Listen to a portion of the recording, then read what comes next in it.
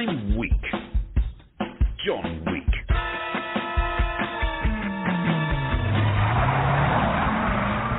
You may have had a manager, but I'm not like them. I like the coaching style of management, but I'm from the Brian Clough school of coaching. You want to use the road, pay road tax, you bearded cretin. Yeah. I don't manage by encouraging, nurturing and cuddling. I manage by shouting, threatening, and if you step out of line, sacking your arse off. You see, I'm not interested in your career, I'm interested in my career, because my career is a lot more interesting than your career. I'm the marketing director of Smokehouse PLC, a major global company, where I like to think I'm putting the man back into management. Morning, Hayley. You're late. I had a bad attack of duvet retention syndrome. You couldn't get out of bed. DRS is a syndrome, which means I'm a victim. You should actually be giving me sympathy. Saving it for the desk avoidance syndrome. Plus, I had to fight my way through a picket line in reception. Damien Norris sitting behind the desk is hardly a picket line. Hello? Would you like to sign my petition? No, only sign big contracts and bills for big lunches. Are you aware that the management of Smokehouse don't recognise unions? We do recognise unions as a pack of chippy working-class spongers hell-bent on returning the country to the Stone Ages. But unions are about protecting workers' rights. Was there such thing as rights? Moses didn't come down the mountain with 10 rights, did he? Came down with the 10 commandments. That's how people like to be managed. And preventing exploitation of the workers. Let's get something straight. I am a worker. I do work. That's how I got to the top. You're sitting on your arse doing a petition so you can get all the people like you who don't do much work to work even less in the future, and get more money for it, and have more rights than a one-legged marching band. I don't think that's fair. Life isn't fair. That's why I'm talented and good-looking, and you're... What? You're doing a good job. Do you have a pen? You signed it. I wrote in capitals, anyone signing this will be sacked.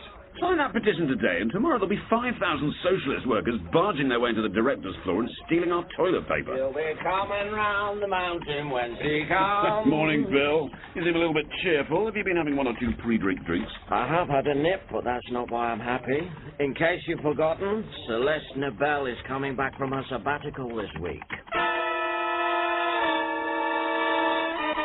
Let me explain. Smokehouse introduced sabbaticals about this time last year as part of our generous program of employee benefits. People get 2 months unpaid leave where they can do whatever they want to do. Travel, play the guitar, whatever. Obviously, I had to crash test the program to see if it worked and spent most of the summer in Trinidad in a rum-based coma. Then the first person we sent from my department was Damien Norris, which meant sadly he was on the top of a mountain in Peru and we decided not to recognise unions last year. Celeste Nobel is coming back. I'm going to book my spot in reception to get a first look. It'll be just like a royal wedding. Oh, yeah, I can't wait to hear her speak Spanish. Spanish is such a lovely language. Oh, the thought of her being lingual, let alone bilingual. Have I missed something? Celeste Nobel is top of the Smokehouse Tossy rankings by a long chalk. No one quite knows what she does, but no one really cares. Her smart casual look is like a lad's magazine cover, and dress down Fridays are basically an incitement to riot. For her sabbatical, she said she was going to learn Spanish, but the word on the street is that she's actually had breast augmentation surgery. As they were already best in class, they're now going to have to carry a serious health warning. Dos cervezas, por favor. What's that? Well, 2 beers, please. I didn't know you spoke Spanish. How do you say those are 2 magnificent Charlies? I don't know, but I'm sure the Spanish have a suitable hand movement. Don't forget the emergency board meeting at 11 o'clock. Yes. What's that all about? I don't know whether you've noticed, but I'm not actually on the board. Yes, but secretaries know what the board is thinking before we know what we're thinking. Maybe there's a lesson there. Get rid of secretaries? Come on. What's it all about, Hayley? Pay rises, I think. That'll be a short meeting. The working class are agitating for more money. Now, as you all know, I have very little sympathy for the working class, because if the working class did any real work, they'd be the middle class. Do you know that a plumber costs more per hour than a cardiac surgeon? And the surgeon cleans up when he's finished and doesn't need a cup of tea every 5 minutes. Thank you, John. Can I just say that money is generally an abstraction for love. What people really want is more love and affection. Giles, can I just say that we respect you enormously as an HR professional, but it would make all our lives a lot easier if you didn't talk complete bollocks. OK, I'm taking the positive intent from what you're saying, John. I don't think we need to blind ourselves with science here.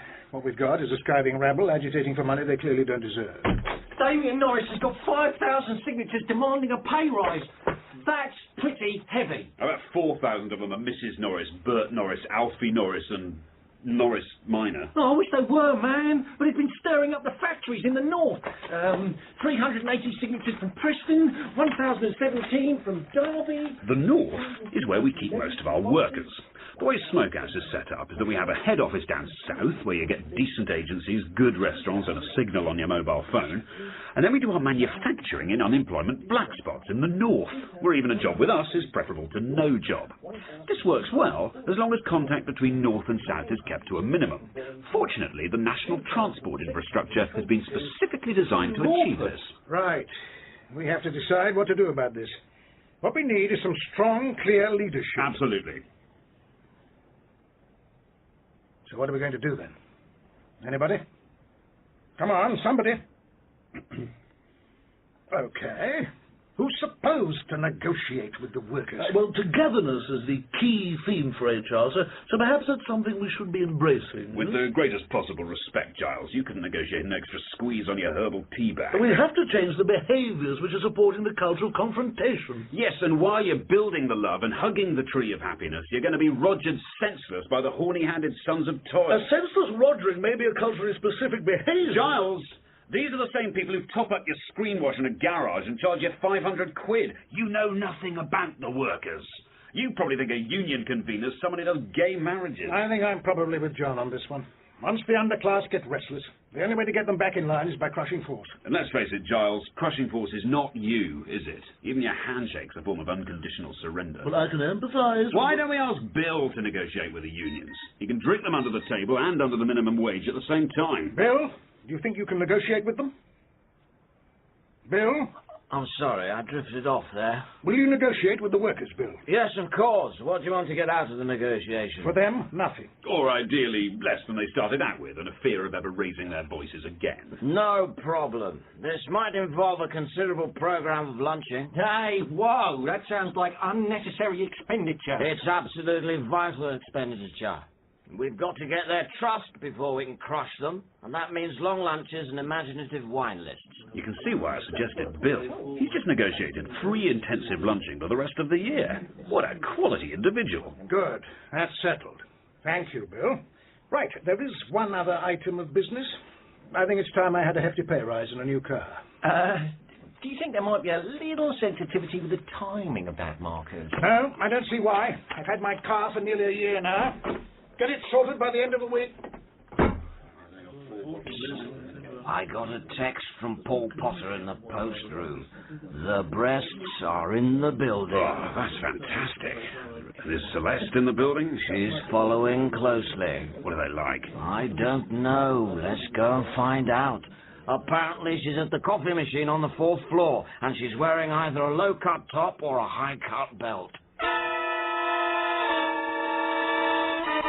For some reason, Celeste had gone when we got there. It's getting beyond a joke. I had to see these things while I could still get my mind round We'll them. be in touch. Bye-bye. So, pay rises all round, is it? You must be joking. I wouldn't mind a little pay rise. As soon as we see some meaningful activity, we might think about some meaningful pay. Well, what about a bonus then? We haven't had one of those for years. Hayley, a bonus is like a medal, and it's for services above and beyond the call of duty. You haven't even heard the call of duty. Actually, there is one thing I wanted to ask you. Just think carefully before you ask. Could it be construed in any way as sexual harassment? No. You sure? Yes. Okay, ask anyway. Now that Celeste's back from sabbatical, I was thinking maybe I could go. Go where? On a sabbatical. Not a chance. Why not? Well, for a start, you've got to have worked for the company for more than 3 years. I've been here for 7. Yeah, but that's about 2 years' work. I'd like to go. What do you do on a sabbatical? I don't know. You can't just sit there doing nothing. You do that at work. You've got to develop yourself. What? Like a boob job? Perhaps you could have sarcasm reduction surgery. Or maybe you could have your personality lifted so you weren't so grumpy. I'm not kidding. I'd like to go. Okay. I'll give it some serious consideration.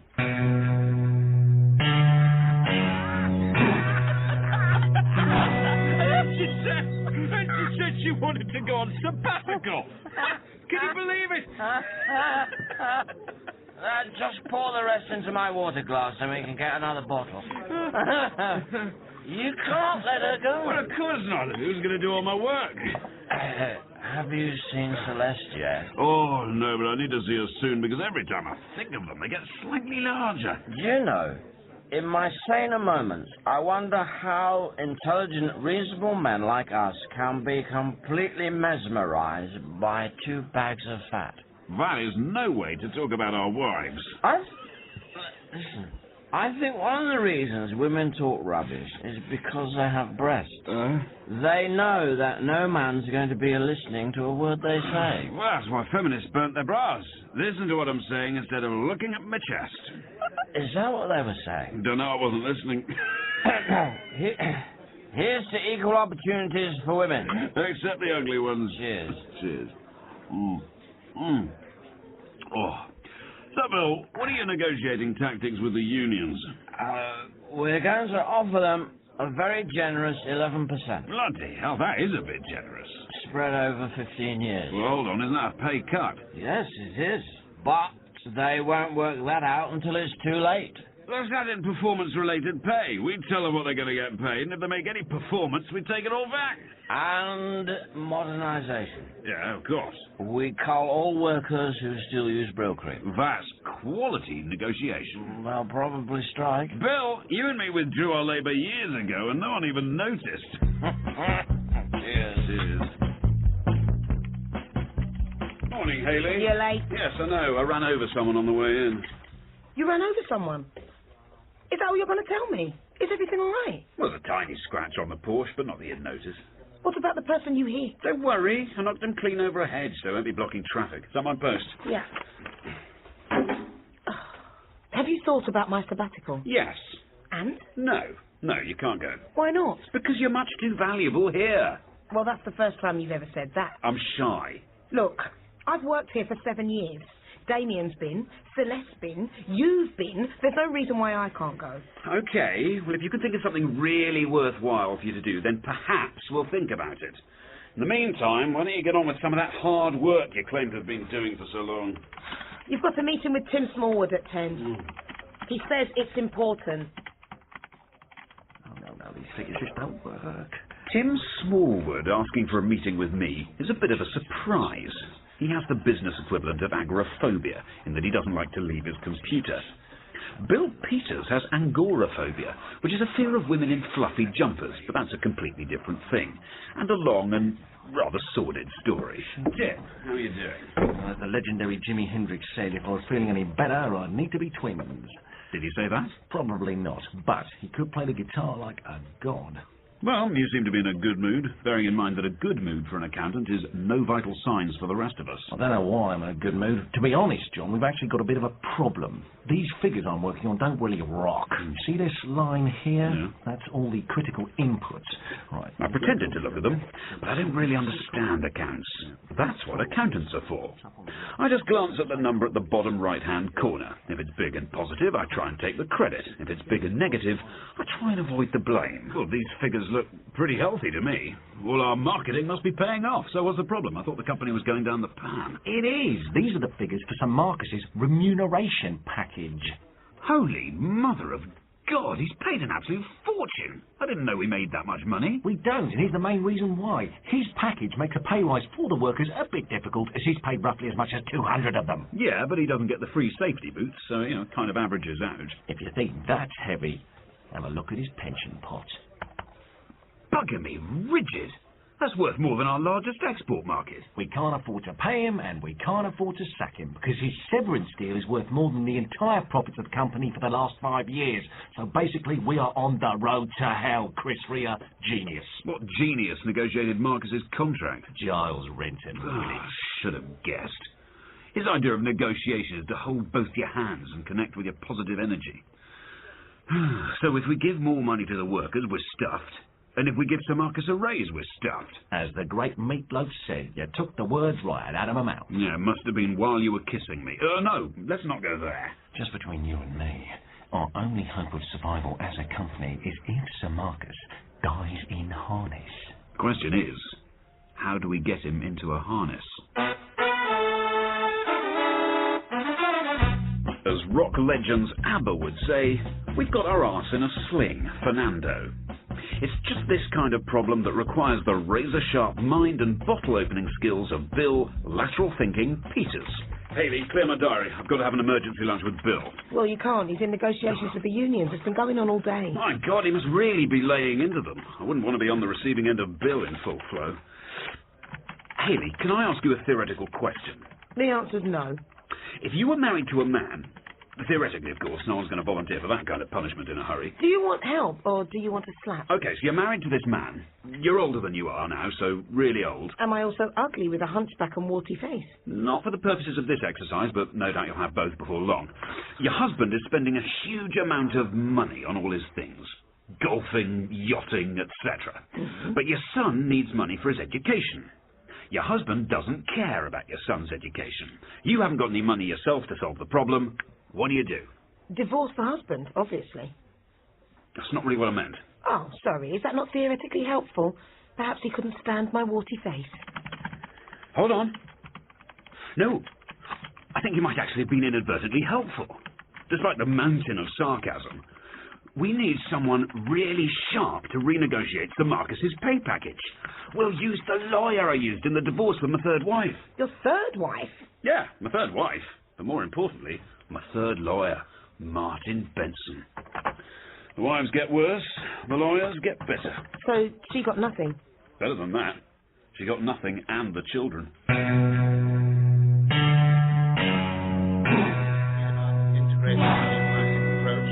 And depending on through-the-line opacity, there'll be certain legal penalty clauses. Penalty clauses? Of course, for non-performance of contract. And over and above that, I'll be looking for 15% of net receipts post-factum. 50%? Well, that's harsh. You can buy your standards, Martin. You can be as harsh as you like, man. We need to grab back every penny he's got. No, Tim. Martin was negotiating his own contract for the job. Oh. Told you it was sharp, but you wait until he gets hold of Sir Marcus's contract. Cool. They don't call you the Shredder for nothing, then. No, I charge for that as well. Oh, Bill. Martin, I'd love to chat, but I don't like the feeling of poverty rushing towards me. Carry on, Tim. Excuse me. Bill! You'll be coming round the mountain, Bill! sucking a How's sherbet it going with the crushing of the fountain? workers? Have you returned them to serfdom? Let me put it this way. There's very good news indeed, and there's a bit of trifling, unimportant news of no real consequence to anybody. What's the bad news? The good news concerns Celeste Nibel. Oh, I definitely want to hear that. Give it to me in two parts. Well, the good news is that I finally laid eyes on them. Where were they? Just in front of her. Actually, a considerable way in front of her. Possibly even a different postcode. It vindicates the whole concept of taking time off for self-development. Oh, I can't believe I haven't managed to see them yet. I feel like I've failed as a manager. Don't worry, you can't avoid them for long. I'll probably need a sabbatical to recover afterwards. Bill, did you mention there was a little tiny bit of bad news? Yes. She's wearing a burqa. No. When I actually saw her... Yes. Where did you actually see her? In the negotiations. The pay negotiations with the union rabble? Yes. She was their spokesperson. Woman. No. Did you sign anything?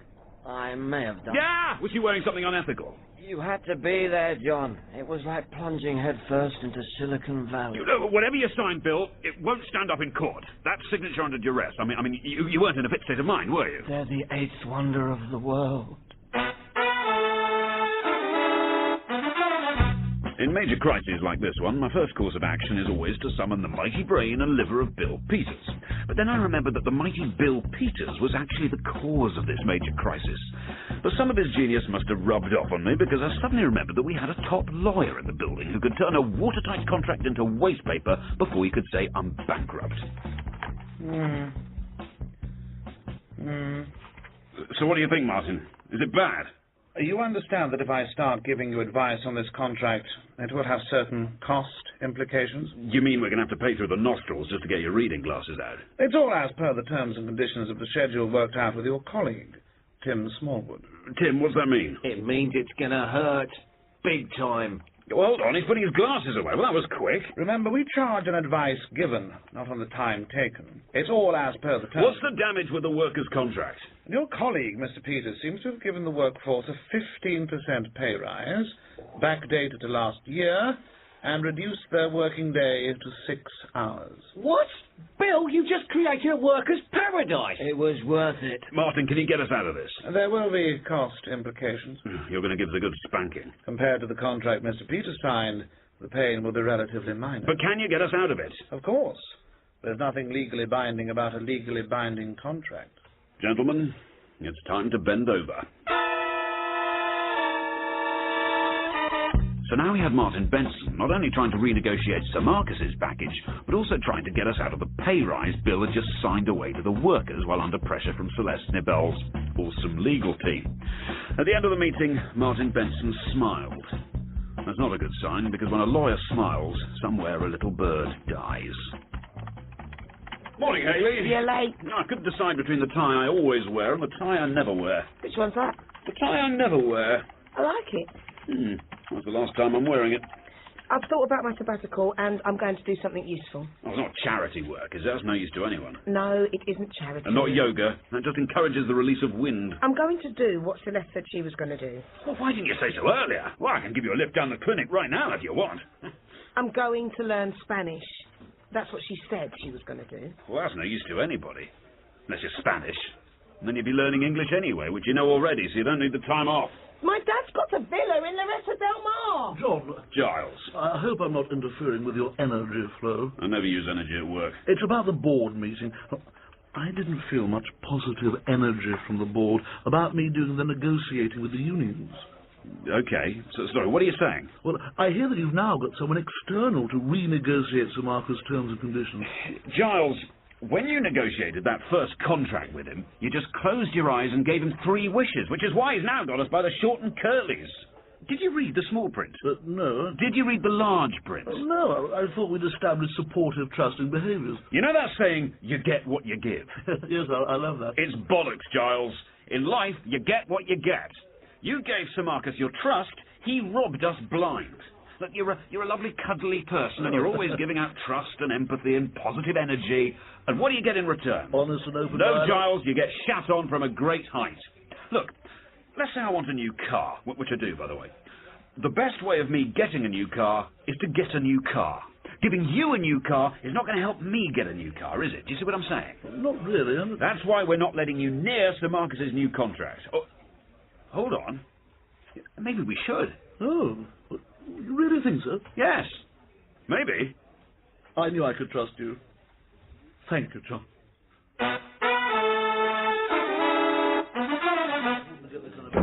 Tim, are you rocking? I live in a world of rock. Rock is the way we're feeling. That's Frankie Valley in Greece. That's a long way from rock. Has Bill shown you the new contract? Yes, but... But what? Well, it rocks like Black Sabbath, but he's never, ever going to sign up to that, ever. Perhaps we should call Celeste in again. Don't worry, John. I can feel the power of love. Great. You're a vital negotiating tool.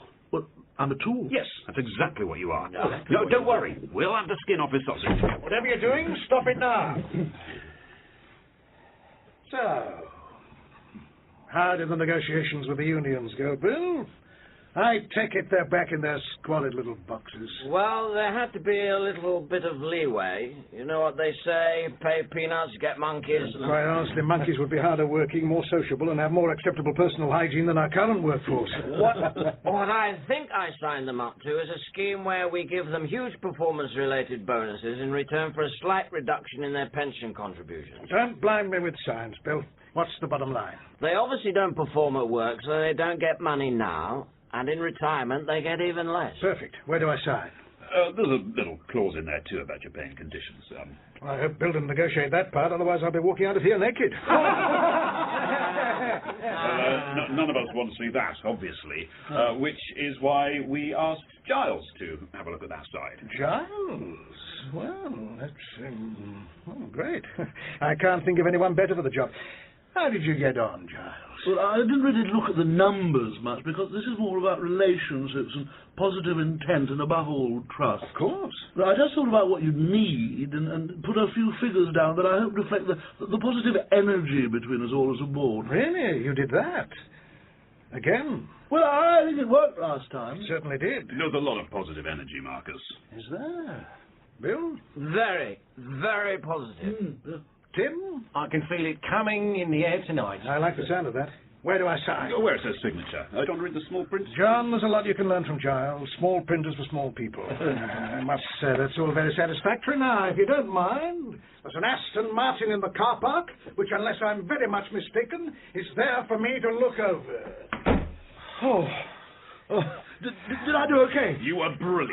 Fine piece of negotiation. What did I negotiate? Well, in the small print, which Marcus trusted us with, there's a tasty little clause that says the new performance contract only applies to smokehouse employees earning over £1 million. Which cuts out everybody except Sir Marcus. And if there's one person in this company who doesn't perform, apart from you, Bill, with all due respect, it's Marcus. So he's actually funding the big rise for the workers direct from massive cuts in his own pension scheme and a huge cut in his salary. That rocks to the max! I'd better go and tell Celeste. She told me to keep her abreast of developments. Oh, God, that's a deeply disturbing thought. Sir Marcus isn't going to be happy when he finds out. At least he's got a new Aston Martin. That's not his Aston Martin, Giles. That belongs to Martin Benson. You know what they say, pay peanuts, get monkeys. Pay lawyers, get well and truly Rogered. Well, how did that all go then? Not bad at all. We've averted industrial action from the masses and avoided being bankrupted by our boss. And I've decided who's next for the sabbatical. Oh. I've thought long and hard about you wanting to learn Spanish. Yes. And I think just this once... Are you coming to the pub, you old stoat? Yeah, I think I deserve one or two sweet cherries for a good day's work. You know, sooner or later, Marcus is going to find out he's been stiffed. Who's going to tell him? The only person outside the company who knows is Martin Benson, and he's a lawyer who won't do anything unless you pay him. Exactly, so he's probably talking Sir Marcus through the fine print right now. I'd give it 24 hours. Oh. Yep.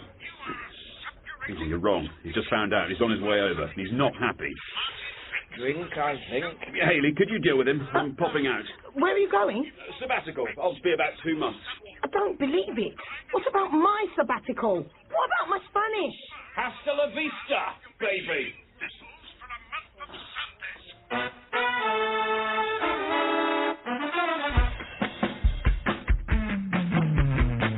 Week at the Top was written by Guy Browning and starred Alexandra Armstrong as John Week. Hayley was Clare Perkins, Bill Ron Cook, and Sir Marcus Geoffrey Whitehead. Giles Renton Willis was Stephen Critchlow, and Tim Smallwood Ewan Bailey. The music was by David Pickvance. The director was Jonquil Panting.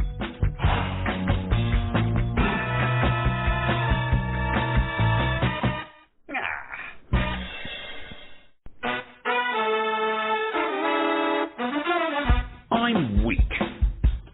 John Weak. I'm the kind of person you'd like to be if you weren't a recessive, low-achieving, low-impact, low-earning, low-status, low-in-fat, public sector, loose-clothing-wearing non-entity. Get out of the bus lane, you bloody bus.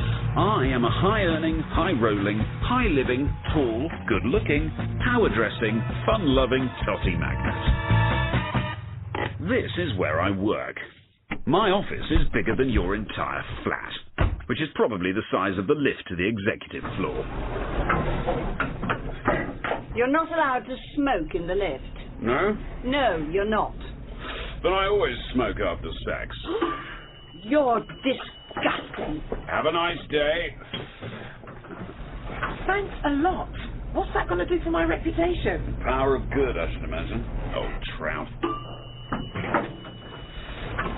You're incredibly late this morning. Bad accident on the A9. The A9 is in Scotland. Terrible tailbacks. What's the agenda? You've got a conference call at 10. What time is it now? 10 to 11. Well, that's not very helpful. You asked me to remind you as soon as you got to work. Who was it? The agency. They're desperate to see you. I'm sure they are. That'll be Clare Barrett, their account director. She's not bad looking, but she's not Miss World either. In fact, she'd be hard-pressed to make the regional heats, but she fancies the arse off me. And if it wasn't for my total professionalism, I would have shunted her around the agency carpet many years ago. Believe me, I'm a martyr to political correctness. Right, Simon, this is the agency. Totty Radar on. They've got some good-looking women, have they? Oh, yes. Probably best if I tell you now that Claire has got a bad case of the hots for me. Oh.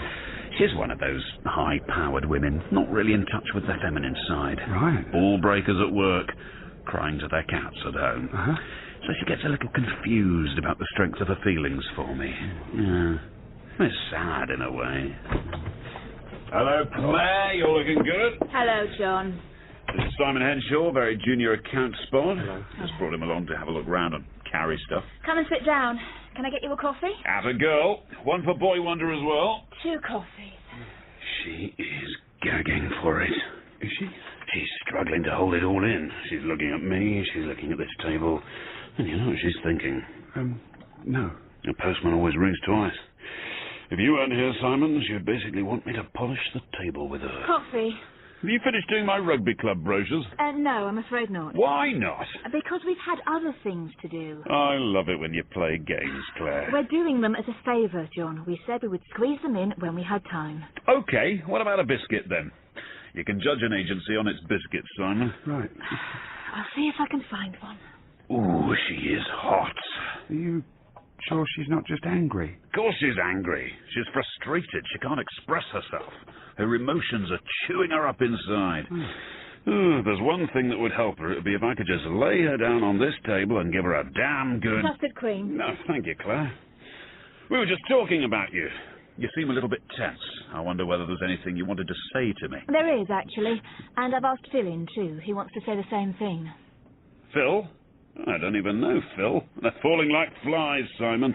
My God, if you could bottle the effect I have on people. Perhaps you could call it self-obsession.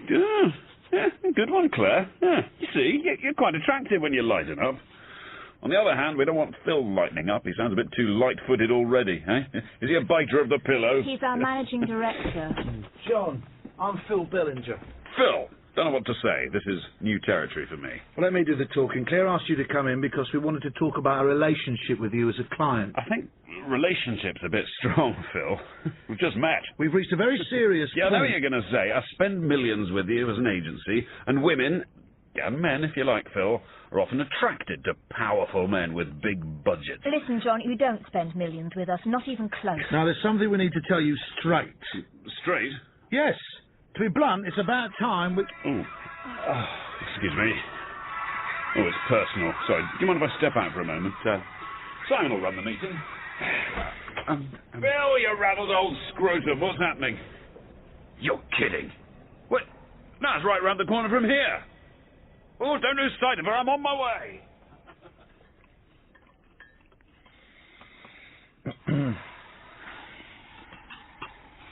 Nice biscuits. Not nice as in the biscuits, but they are nice. How do you pronounce that biscuit? Is it nice, or as in the French niece? Do you think he's coming back? I'm really not sure. I'll give him 1 more minute. Oh, hang on a minute. I've got a text. Oh, they've spotted Sheila Johnson out shopping. Oh, Sheila Johnson? She does the local weather on TV. I think he's a fan. I'm really sorry. My God, you can see why we can't... Call him later. I've got work to do.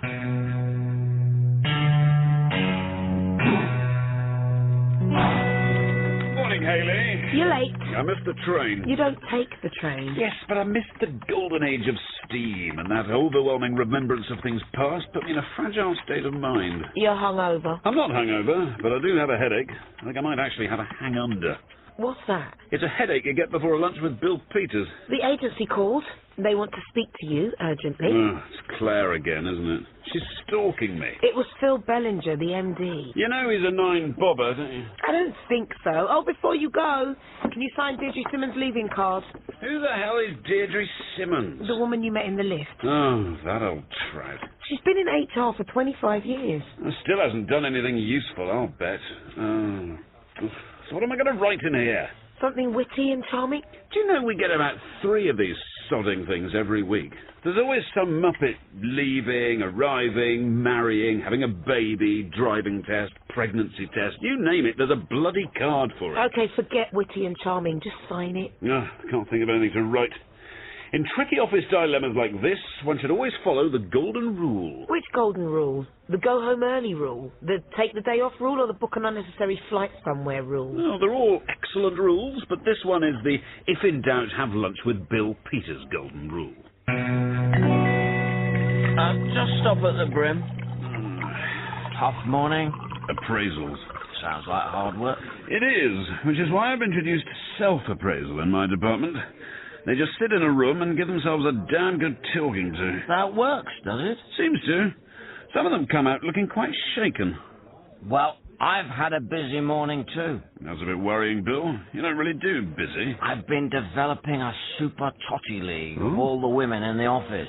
I'm getting Miriam to turn it into a spreadsheet. Where does she come in the rating? Well, I put her in at number 3 because I didn't want to upset her while she was doing the spreadsheet. But when she's finished it, obviously she'll be relegated a couple of divisions because she's a bit of a moose. I bet you haven't got Deirdre Simmons from HR in there. Oh, if I do a Trout league, she'll probably be straight in at number 1. You know she's leaving. Bloody hell. That'll hit the share price. Yep. Why are we talking about Deirdre leaving? She's not carrying your child, is she? If she is, she's carrying it behind her. The only time I spoke to her was about some petty housekeeping matter. Oh, yes. You know those big swirling machines the cleaners use to buff up the corridors? There. Well, they've got a sit-down one for the big corridors, like a little lawnmower. Anyway, I was at a drinks reception to launch our corporate responsibility initiative, and I'm very supportive of the initiative, so naturally I had 1 or 2 glasses. Naturally. I don't remember much else, but apparently I was driving this buffer up and down the corridor. And then I accidentally drove through a table of glasses and destroyed a display in reception on the responsible corporate citizen.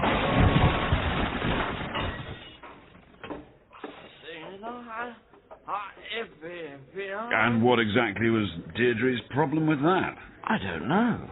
I probably wasn't wearing the correct safety clothing for buffing. What a total trout. I'm glad she's leaving. Let's get some decent totty in. Hayley, I'm just going to lie down in my office for a bit and do some horizontal marketing. Right, I'm off home. What do you mean, home? What about putting an afternoon's work in? I have. It's 5:30, in case you hadn't noticed. I've cancelled your 3 o'clock and your 4 o'clock, and your 5 o'clock is still in the meeting room. Who is it? It's the agency. Clare Barrett. I'll see her now. Every woman deserves at least one shot at the big time. It's Phil Bellinger. No, I can't see him now. I don't want him taking advantage of my fragile condition. You mean you're horribly drunk? No, I'm beautifully drunk, but I'm not sure I'm going to make it to my office, Hayley. I'm just going to lie down here under your desk, if you don't mind, because it's dark in here, and quiet, and lovely, and smells slightly of your beautiful self-like feet. Right, I'm definitely going. I'll tell him you've gone straight home, but make sure you sign Deirdre's card. You're the only one who hasn't. Of course. You know she's carrying my baby. Just sign it. Hayley! Oh, I'm sorry to bother you, but do you think John's likely to come back this afternoon? no, he's probably out for good now. Oh, damn.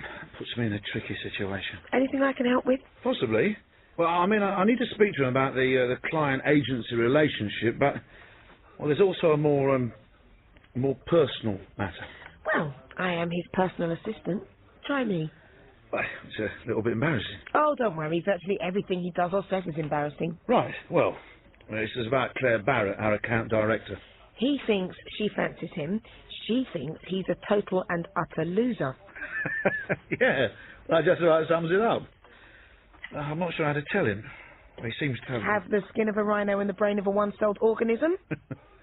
Perhaps you could pass the message on? I'd be happy to. I'll just add her to the list of thousands of other women who he thinks fancy him. Oh, thank you. I really appreciate that. Well, I'm glad we've had this chat. It's good to meet you. Likewise.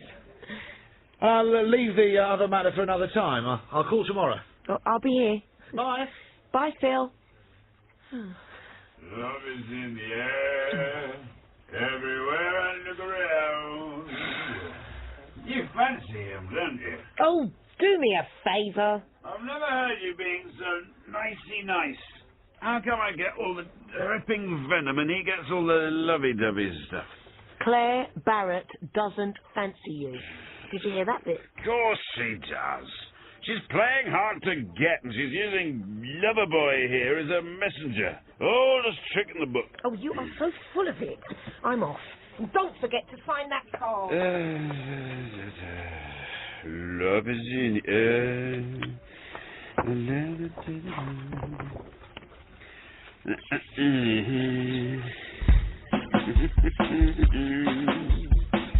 When I woke up at about 5 in the morning, I found myself minus my trousers on one of the sofas in the design department. I staggered down to security, and after the exchange of some large denomination notes, we had a look at the CCTV footage and discovered that I'd lost my trousers while watering the plants in HR.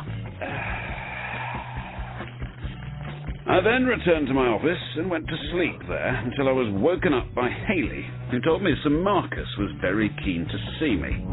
When you've got a post-lunch with Bill hangover, what you really need is a peaceful, sympathetic environment where you can just lie quietly and gently recover. Whatever you're doing, stop it now. Oh. John, I've just had human resources onto me. Well, you have got a lot of personal issues, Marcus. It's not about me, John. It's about you. Is this about the pot plant? No, it isn't. John, do you know what a company's greatest asset is? Land? No. Buildings? No. Think again. Brands? Okay, stop there, John. Thinking is obviously not your strong suit. I'll tell you what our greatest asset is. People? Yes. You sure? Yes. What about Gavin Smedley? He's rubbish. Don't blind me with science, John. People are our greatest asset, and the way they stay our greatest asset is if they're motivated, empowered, and generally feel valued. Don't worry, Marcus. I feel motivated and valued and whatever the other thing was. We're not talking about you. We're talking about Deirdre Simmons. Well, I thought she was leaving. She is leaving, and she's having a leaving party on Friday. Well, what's that got to do with me? I'll let you guess, John. She's not pregnant, is she? This is her leaving card. Lovingly signed by all the hundreds of people in the office who've been working with her over the last quarter of a century. No, don't worry about that. I signed it last night. You were telling me, although maybe you don't remember. Look. Good riddance, you old trout.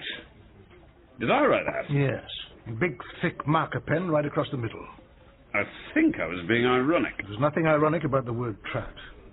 I take a very, very dim view of this kind of behavior, John. If you don't sort this out by Friday, you'll be leaving with her.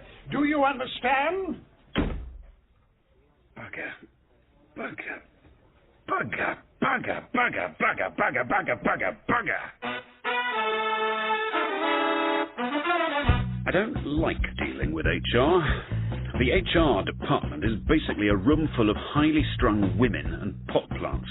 The only difference between the two being that the pot plants produce useful gases. Not surprisingly, they've blown up the Deirdre card event into September the 11th proportions. Is Giles in? Yes, but don't disturb him. He's doing Tai Chi in the meeting room. Is that something you drink, smoke or chew? It's about re-energising himself. He noticed that all the pot plants were sick this morning. Thought it might be because the energy in the department was a bit too negative.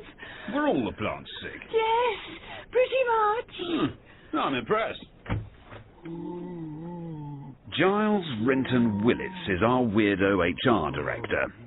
His soft skills are so soft they're in danger of becoming some sort of cheese.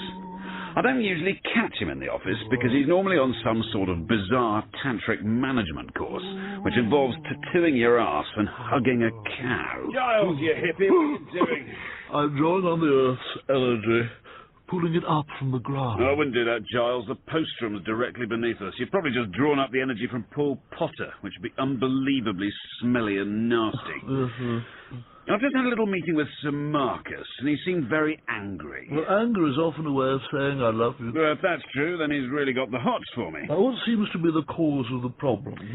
Deirdre's leaving card. Yes, it's only when people leave that we realise we love them. Giles, don't be such a bloody hippie. Marcus doesn't love me, and he certainly doesn't love Deirdre.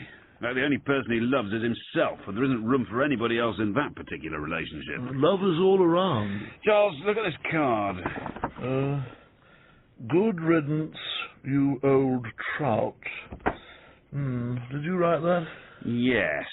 Is there any way that could be seen as a way of saying how much I like and respect her? No. Sir Marcus wants me to sort this out. Can we give her a box of chocolates or something instead of the card? Oh, we could, but I don't think a box of chocolates communicates everybody's love for Deirdre in quite the same way as all these little messages. Well, we could give her one of those big 5-kilogram slabs and maybe chuck in some flowers. Well, I think we need to find a way of keeping the love in the card alive. And surgically removing the trout, that's what you're saying. Well, don't you have agencies who do that sort of thing? Bugger me, we do. Giles, you're a genius. I love you. Oh, really? No, I bloody don't. Get back to your typhoon.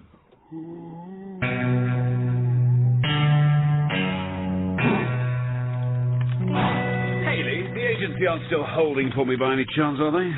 No, they aren't. Although they have been most of the week. Maybe they've given up. That agency guy from last night, Phil Bellinger, he's not still waiting in the meeting room, is he? Amazingly, no. Hayley, if you get a moment in between chatting to your friends, organising your social life and generally wasting company money, would you mind biking Deirdre's card round to the agency? They're not signing it as well, are they? No, but they're going to scan it, edit out the trout, and then send it back to me good as new. Well, and they can do that by tomorrow. Of course they can. I'll give them a call. I'm sure they'll be glad to get a job out of you. Not a paid job, obviously. Right, I've had enough of today. I'm going to be working from my duvet this afternoon. Weak by name, absolutely pathetic by nature. Hello, Hayley. Oh, Phil! Is the great man in? You've literally just missed him. He's gone home. Or home for lunch? Home for lunch, tea, dinner and bed. That's pretty early. Oh, I don't know. He's actually done more work this morning than he does in a normal full day. I don't know. You work with him. I muddle through. Oh, we find it pretty impossible to work with him. That's kind of what I meant to tell him. You've done well. Most agencies resign shortly after being paid for their first job. In fact, some resign before they get paid. They're that desperate. Life could be a lot more enjoyable working for someone who wasn't quite such a... Total idiot. You might have a bit of fun. Is that a proposition? Well, it wouldn't be right for me to make any kind of offer.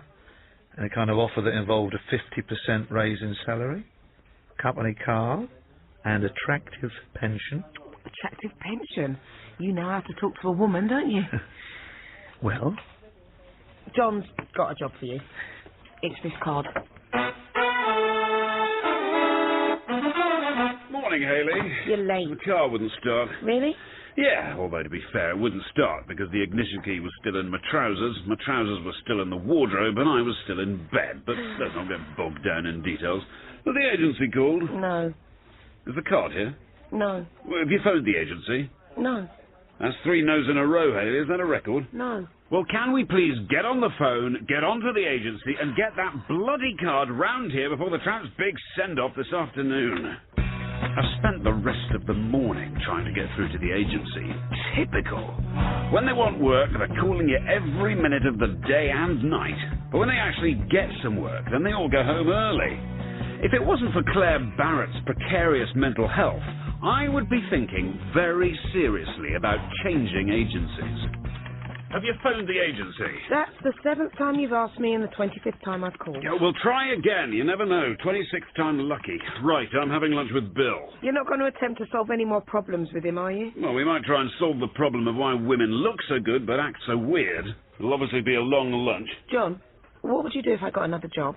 That's a hypothetical question, and I make a cast-iron rule never to answer hypothetical questions from women. Otherwise, you get a continuous stream of questions like, would you still love me if I was 19 stone? If you did answer hypothetical questions, what would you do if I left? That's hypothetical. Anyway, you'd never leave because you know that I'm the only man on earth who'd put up with your multiple personality disorders. I'm a one-man care in the community program for you, Hayley. Never forget that. Don't forget Deirdre's leaving drinks at 5. Keep on the agency and make sure they get that bloody card over here. Otherwise, it's no more work for them. Can I bring you back a sandwich? Why don't I go out for lunch and bring you back a sandwich? Because that's not the way the universe is unfolding, Hayley.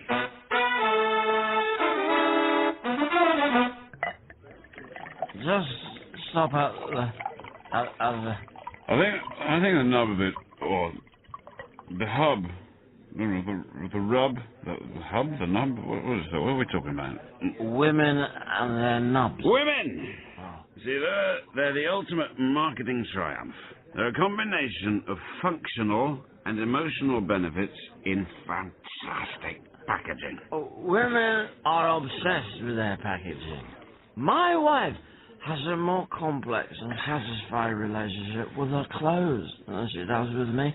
Which one of your wives was your favourite? The first. Oh. Definitely. But the trouble is, you don't know that till you've had a few more. Well, I suppose with wives, it's a law of diminishing returns. Except for the divorce settlements, which get bigger. It's the only reason we work so hard, Bill. Excuse me, sir. Your secretary called. She says it's 10 to 5. Oh, that's pretty impressive. You've got a speaking clock that calls you. Is 10 to 5 significant? Soon be time for after-work drinks. Oh, bloody hell. What? Oh, it's Deirdre's leaving to. I'm supposed to be giving a speech. We'd better skip dessert. Where's the card, Hayley? It's not here. I've been chasing the agency all afternoon. It's got to be here. I've got to give it to her in a moment. It's not here. Looking forward to your speech, John. 25 years is a long time, so make it a good one for Deirdre's sake. I am well and truly buggered. Just make something up. Oh, God.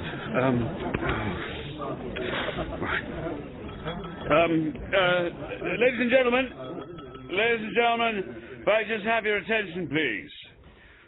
We're all here today because of the free wine that's been laid on, which is a very, very attractive proposition. But not as attractive a proposition as Deirdre herself. Yeah. Now, I know you've all signed a card for her, but sadly, the card has been... I've got it. Yes, they just wiped it over. Very good. But sadly... it's a leaving card. Yeah. You see, on the front it says, "Sorry, we're leaving." Must be a bit of a typo there. Should probably say, "Sorry, you're leaving."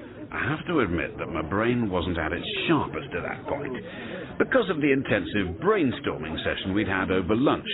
I opened the card and I saw it was full of handwritten messages. The first one was, "Dear John, you've always been a complete bastard to work with." Then there was, "You give us crap jobs, treat us like dirt, and pay us virtually nothing, and then pay late." The next was, "You wouldn't know good design if it stood up in your soup," which was a bit surreal. At about the time I realised that the agency were dumping me as a client, I also realised that 200 people were looking at me in total silence. So let me just read out a few of these lovely messages for Deirdre. I'd normally be able to make these up, no problem. But my brain was now 5% grey matter and 95% red wine matter. Deirdre, I love the smell of your cardigan in the morning. Not sure who wrote that one. Was it you, Marcus? No, it wasn't. No. Well, here's another. Deirdre, you to me are everything. The sweetest song that I can sing. Oh, baby. And how about, you're the one that I want. Ooh, ooh, ooh. Seems to be a musical theme here, Deirdre. Go and ruin some other agency's life. No, I misread that. Sorry, no. You have been the life and soul of our agency, Deirdre. Yeah, we all love you, Deirdre. Thank you, everybody. Not physically, though, Deirdre. No, of course not. I didn't really. Here's one from Phil, whoever he is. You don't deserve Hayley, which is why she's leaving you and coming to work for us. Don't know why you need that piece of information for your retirement, Deirdre, but thank you anyway, Phil. And here's a message from someone called Clare. You make me sick. I never want to see your tired, ugly, smug face again. You're a vain, obnoxious, conceited, arrogant, ignorant, ugly, overbearing arse. Oh, my God. I knew I was unpopular. Yeah, well, they're not all favourable messages for you there, Deirdre, but probably averaging out on the positive side. Oh, everyone hates me. Not everyone, Deirdre. Anyway, I think the best thing to do is just to give you this card and wish you all the very best of luck in your retirement. Let me propose a toast to Deirdre, May she never lose whatever it is that makes her so completely and utterly Deirdre. Which, of course, is being a total trout.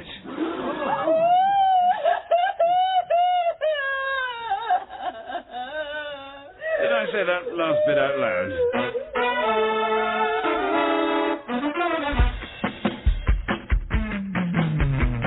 Week at the Top was written by Guy Browning and starred Alexander Armstrong as John Week. Hayley was Clare Perkins, Bill Ron Cook, and Sir Marcus Geoffrey Whitehead. Giles Renton Willits was Stephen Critchlow, Clare Colleen Prendergast, Simon Harry Myers, and Deirdre Susan Jameson. The music was by David Pickvance. The director was Jonquil Panting.